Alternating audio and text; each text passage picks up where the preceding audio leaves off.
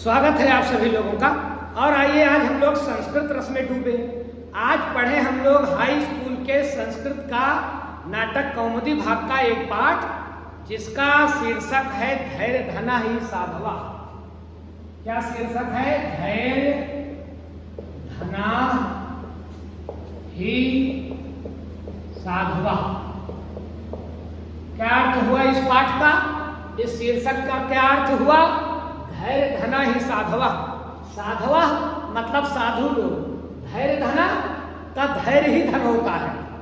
साधु लोगों का, साधु मतलब दाढ़ी मोछ वाले ना है, साधु मतलब सज्जन, साधु मतलब संत स्वभाव, साधु मतलब वेशभूषा वाला साधु ना है भैया, ध्यान रखे रहे आप। धैर्य धना ही साधवा।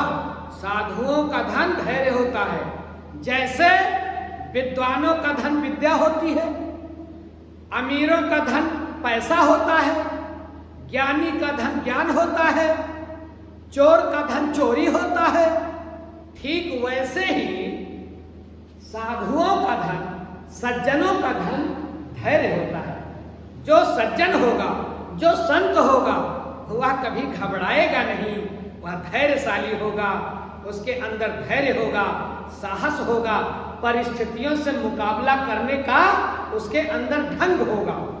किसकी कहानी है धैर्य धना साधवा? कौन है साधु? ये है महात्मा बुद्ध, जिनके नाम को दुनिया में कौन नहीं जानता। ध्यान रखिएगा, ये जो धैर्य धना साधवा ये पाठ है, ये लिया गया है जातक कथा से। अब आप बोलोगे ये जातक कथा क्या है? जातक कथा का मतलब है भैया भगवान बुद्ध के पूर्व जन्म की कथा। ये माना जाता है कि भगवान बुद्ध के कई जन्म हो चुके हैं, कई जन्म। किसी जन्म में कुछ बने, किसी जन्म में कुछ बने, कभी बर्तन बेचने वाले बने, कभी नाविक बने, कभी कुछ बने, कभी सौदागर बने। तो कई जन्मों की कथा जातक कथा कहलाती है। और ये जातक कथा कहां से ली गई है? जातक माला ग्रंथ से। जातक माला ग्रंथ कभी कभी आपसे पूछ लेता है कि धैर्य धना ही साधवा ये किस ग्रंथ से लिया गया है? तो जातक माला ग्रंथ से। ध्यान रखिएगा, किसके जन्म की कहानी है? भगवान बुद्ध के, जो ऐसा जिन्होंने पूरी दुनिया के लोगों को एक ऐसा विचार दिया जिससे वो धरती पर ही स्वर्ग की अनुभूति कर सकते हैं। ऐसा संत न आया है न आएगा। तो ये महात्मा बुद्ध के एक पिछले अवतार की कथा है, जिसमें महात्मा बुद्ध, भगवान बोधिसत्व क्या बने हैं? एक सुपारग नाम के उस जन्म में, जो पीछे का जन्म इनका है, जिस जन्म की कथा बताई जा रही है, उसमें ये सुपारग नाम के नाविक बने हैं। खूब समुद्रों की यात्रा की, बहुत तगड़े नाविक, तरह तरह के गहरे समुद्र, विचित्र समुद्र की यात्रा की सुपारग ने। सुपारग का मतलब ये होता है जो पूरी तरह से किसी चीज में पारंगत हो। तो ये जो भगवान बुद्ध है, जो सुपारग है, ये नाविक बन करके यात्रा के क्या बन गए? पारंगत। समुद्री यात्रा में ये पारंगत हो गए, मतलब समुद्री यात्रा में ये निपुण हो गए। खूब यात्राएं की, लेकिन बुढ़े हो चले, उम्र बढ़ गई। जब बुढ़े हो चले तो यात्रा इन्होंने करनी बंद कर दी। बूढ़ा शरीर, लेकिन एक बुढ़ा 100 जवानों पर भारी। क्यों? क्योंकि उसकी उम्र ज्यादा है ना बुढ़े की, उसके पास एक्सपीरियंस बहुत है, जीवन का अनुभव बहुत है। वो आपको राह दिखाएगा, आपका पथ प्रशस्त करेगा। बुढ़ों को हल्के में मत लो, इनके पास ऐसी पूंजी है ना जो किसी के पास नहीं है। आप बहुत पढ़े लिखे होंगे, आप बहुत विद्वान होंगे, आप बहुत धनवान होंगे, लेकिन उम्र का अनुभव आपके पास नहीं है, वो बूढ़े लोगों के पास है। तो सुपारग जब वृद्ध हो चले तो इन्होंने समुद्र यात्रा बंद कर दी। लेकिन इनके देश के लोगों ने, इनके गांव मोहल्ले के लोगों ने इनको अपने साथ ले जाने का मन बनाया कि अरे भाई सुपारक, तुम बहुत सारे समुद्रों के ज्ञाता हो, बहुत समुद्र गर्भीय ज्ञान के ज्ञाता हो, समुद्री मार्ग के ज्ञाता हो, हम आपको ले चलेंगे अपने साथ। सुपारक ने कहा भैया, न मेरा हाथ काम करता है, न मेरा पैर, न मेरी आंख, सब बूढ़ी हो चली है, सारे अंग बूढ़े हो चले हैं, हमका कहाँ ले चलवा फालतू, टिकाए। अरे गांव वालों ने कहा आपके पास अनुभव बहुत है, आप बताओगे तो कि किस रास्ते से चलेंगे। बहुत मनाया सुपारक को, सुपारक तैयार हो गए, कहो चलेंगे।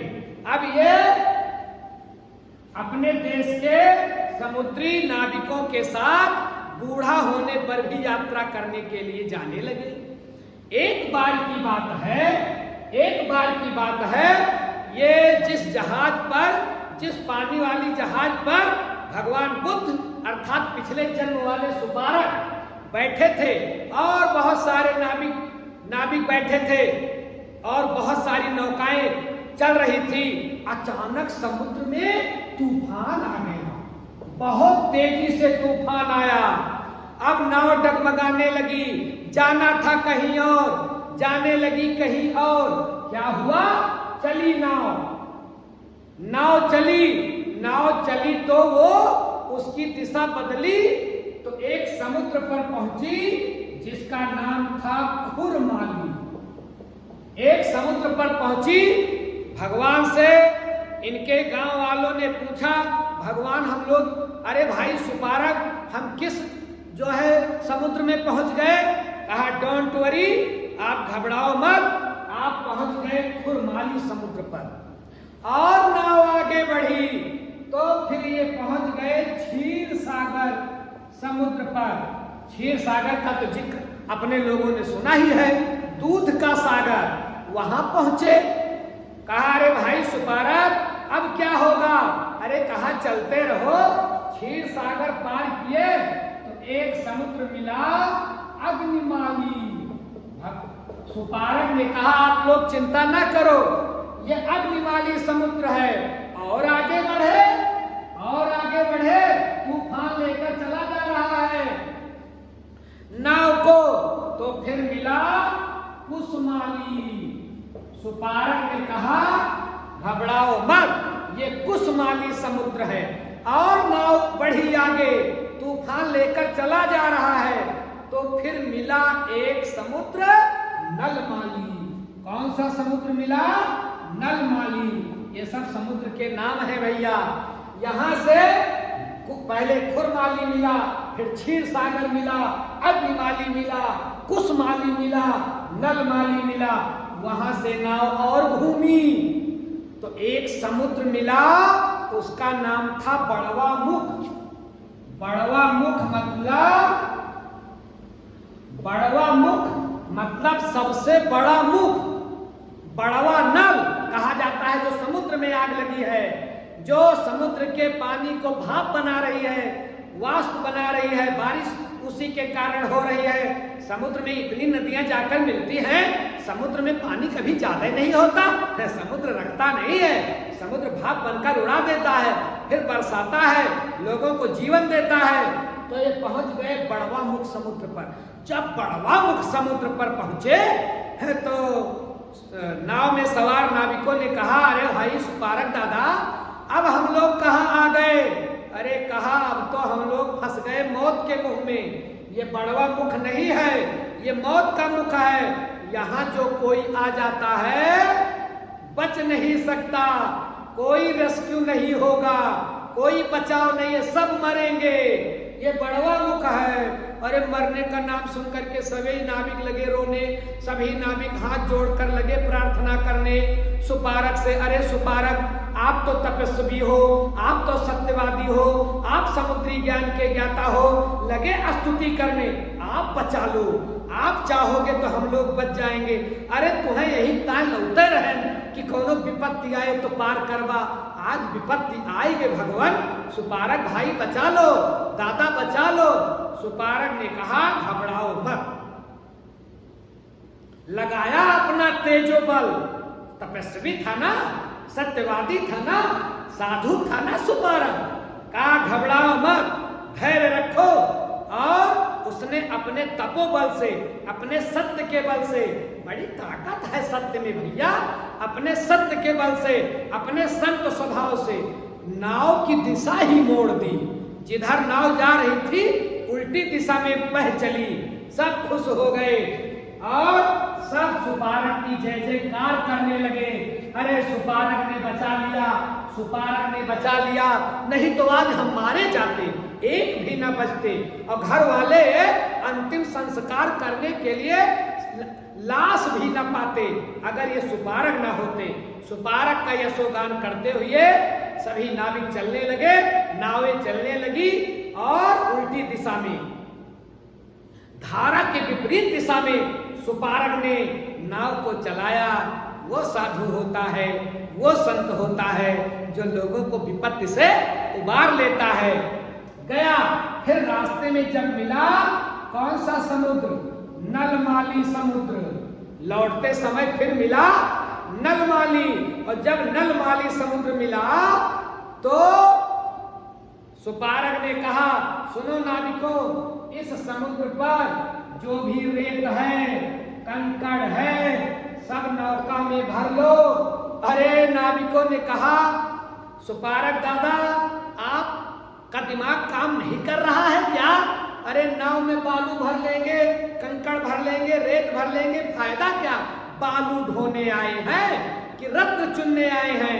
समुद्र की एक पर्यायवाची होती है रत्नाकर, रत्न का घर। अरे कहा सुपारक दादा ये क्या कहते हो करने को? सुपारक ने कहा जैसा कहूं वैसा करो, घबराओ मत, फायदा होगा।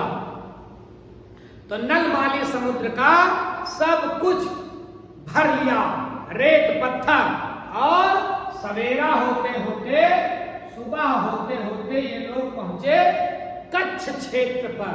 कहां पहुंचे? भरू कच्छ। ध्यान रखिएगा, भरू कच्छ पहुंचे। और जब भरू कच्छ पहुंचे एक ही रात में किनारे आ गए समुद्र के। तो अभी किनारा मिल ही नहीं रहा था इसके पहले। अपने अहिंसा के बल पर, अपने सत्य के बल पर नाव मोड़ी, भरू कच्छ सवेरे सवेरे ही पहुंचा दिया। ये होता है तपोबल, ये होता है अहिंसा का बल, सत्य का बल। अब आए तो क्या हुआ? जो कंकड़ पत्थर रेत बालू भरे थे ना, वो सब हो गए रत्न, रत्न हो गए, रत्न बन गए, सब के सब रत्न बन गए। नाविक बड़े खुश हुए। अरे सुपारक भरा तो गया बालू, कंकड़ पत्थर, ये हो गए रत्न, बहुमूल्य रत्न बन गए। सब बहुत खुश हुए और लगे जय जयकार करने। किसकी? सुपारक की। तो ये रहा इस पाठ का सारांश। और इस पाठ के सारांश में परीक्षा में क्या आएगा सारांश के अलावा? तो भैया परीक्षा में आता है कि जो इस पाठ का हीरो हो, मेनली उसका चरित्र चित्रण करिए। तो धैर्य धरा ही साधवा, इसका नायक कौन है? इसके नायक हैं सुपारक। तो इनका अगर आ गया चरित्र चित्रण, 4-5 हेडिंग में समायोजित करिए। पहली बात तो इनका परिचय दीजिए। परिचय की चर्चा हो चुकी है। ये पिछले जन्म में भगवान बुद्ध के अवतार हैं, ये सुपारक बने हैं, नाविक बने हैं। उसके बाद फिर इनके अंदर और क्या खासियत है? सुपारक के अंदर समुद्र के ज्ञाता, ये समुद्र के ज्ञाता हैं। इनको सब पता है समुद्र का नाम क्या है, किस समुद्र का बालू लाएंगे तो रत्न बन जाएगा। सब समुद्र के ज्ञाता, समुद्र यात्रा के ज्ञाता और समुद्र गर्भ के ज्ञाता। कौन सा समुद्र गर्भ के ज्ञाता? कौन सा समुद्र कितना गहरा है, कितना खतरनाक है, किसमें कौन सा रत्न है, ये इनको पता है। तो दूसरी हेडिंग डालिएगा समुद्र गर्भ के ज्ञाता। तीसरा साहसी तो है ही। सभी लोग घबरा गए, रोने लगे, परेशान हो गए, अब मरे। सुपारक ने कहा चिंता मत करो, कोई मरेगा नहीं, सब बच जाएंगे। बड़ा साहसी है। साहस की परीक्षा, धैर्य की परीक्षा विपत्ति में होती है। ध्यान रखिएगा, ये धैर्य जो होता है हमेशा विपत्ति में परखा जाता है। आगे ध्यान रखें। तो सुपारक साहसी था ना? हाँ, साहसी था, दयालु था। आप बोलोगे दयालु कैसे था? अरे दयालु था तभी तो बुढ़ा होने के बावजूद लोगों के अनुनय विनय करने से रवाना हो गया, दया दिखा करके। वहां बचाने की बात आई तो अपने सत्य हिंसा के बल से नाविकों को बचा लिया, तो ये दयालु है। और कौन सी हेडिंग लिखोगे? परोपकारी। सुपारक क्या है? सुपारक परोपकारी है। लोगों के लिए, अपने गांव देश के लोगों के कहने पर ये ध्यान नहीं देता कि मैं बुढ़ा हो चला, मेरा क्या हाल होगा। परोपकारी है, कहने से चला गया, रास्ता दिखाने लगा समुद्र में, और समुद्र में नौका फंसी तो बचाने भी आ गया।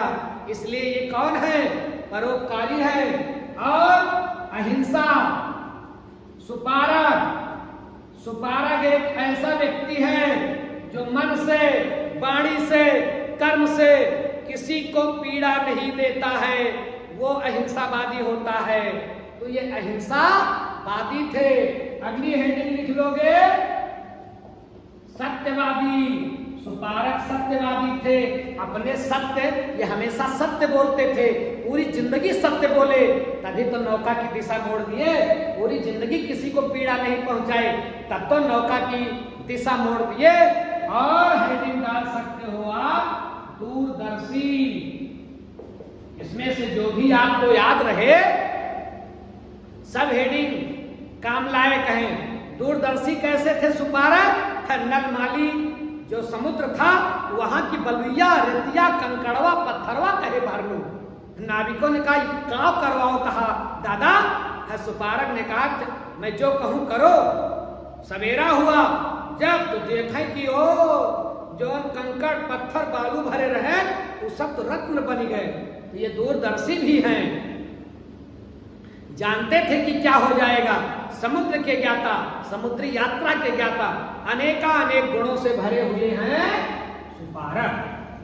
अब आप आराम से, अगर आ रहा है धैर्य धना ही साधवा के आधार पर सुपारक का चित्रण करने के लिए आराम से आप कर सकते हो। ऐसे ही जानकारियों के साथ हम लोग आगे भी मिलेंगे।